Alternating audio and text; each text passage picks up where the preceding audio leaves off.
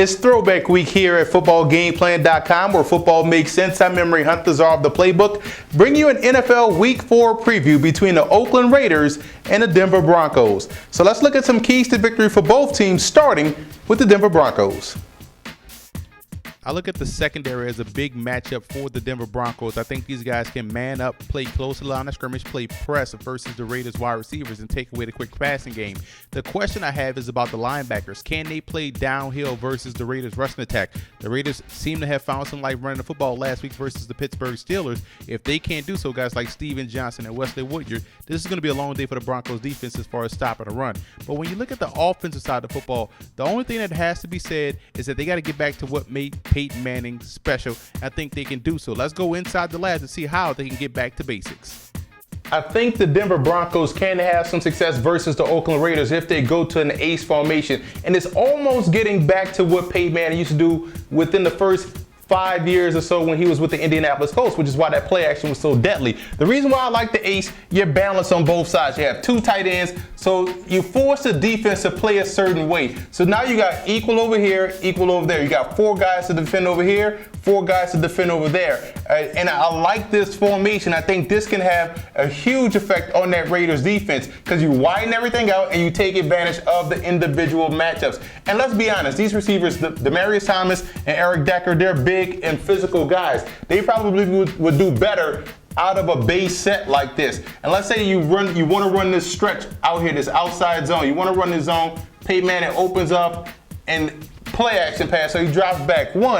You keep everybody entertained, man, and that's why I think it can have an effect. You have guys entertained. This guy's running out here. So and the back would come in essentially and chip that defensive end. But then you have that guy peeling back out and picking up the end. But you have Peyton Manning setting up back here with almost max protect. Gives the look of max protect because you can either keep Tammy in backside on a delayed block, a slow block to release him out in the flat. Also have your tight end Dreesen coming down this way, Thomas working his way up that way down the seam, and it puts this guy in the bind. And I think that's what they have to do. They have to find ways to put the secondary players in the bind. Because when you're in a spread formation, it kind of makes yourself easier to defend because you can zone it up. But right here, you can dictate what a defense does with that ace formation. It widens it out and gives you more of an advantage. So if the Broncos can utilize this week versus the Raiders, I think they can have a chance.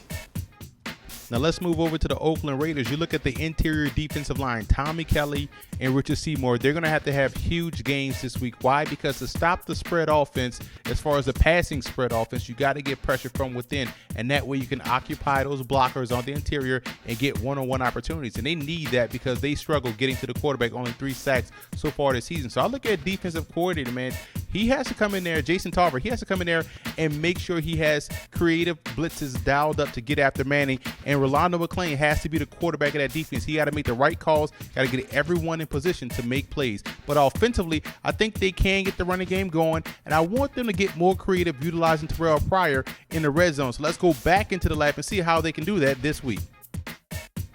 I've always said I think the Raiders could find ways to utilize Terrell Pryor's athletic ability, and what he does to the defense is put pressure on it. Let's show you right here how he can put pressure on the defense. Let's say they're in the shotgun. This is your tailback right there, so whoever that running back is going to be, and we're going to give the motion this way. Why? Because we're trying to isolate, we're trying to read off the backside defensive end. And this is what happens when you have a mobile quarterback back there. So let's say we're going to either give it or keep it. So this is the mesh point right there. So this is where you want to go. So this is how we're going to block this up. Backside tackle is going to work his way up to the linebacker. These two guys right here will combo that guy. Boom, up, bang, kick out.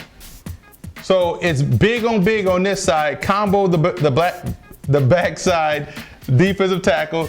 This is the key, guy. This is where the advantage lies for the offense because you get an extra guy up on the second level and you're reading the backside defensive end. If this defensive end crashes down, Terrell Pryor rolls out and takes off. If he sits right here and plays and keeps contained, then you hand the ball off and the running back has this guy to miss. So you can get creative with Terrell Pryor. I would suggest utilizing this first in the red zone because it does put the backside defensive end at a disadvantage. He has to play contained because if he chases, then Terrell Pryor is out the gate, and as you know, you have the receiver or extra tight end going down the field or taking out that outside linebacker. So that's how the Raiders can get Terrell Pryor involved in the ball game to give themselves an advantage this week versus the Denver Broncos.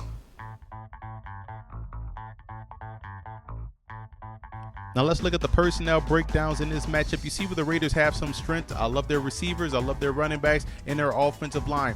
Right now, everywhere else, you have to give an edge to the Denver Broncos. The Raiders are not there yet. They're young, but they are athletic. Secondary is a question, and they will be tested this week versus the Denver Broncos. I like the Broncos in this game. I think the matchup will be the Broncos wide receivers, those big physical wide receivers going toe-to-toe with the Raiders secondary. I think that's where they can have an advantage. I look for the Broncos offense to remain potent and get back on track this week, although Oakland's defense can surprise and get pressure, but I'm taking the Broncos. I also want to give a big shout out to Bronco fan and Raider fan forums for always showing football game plan support.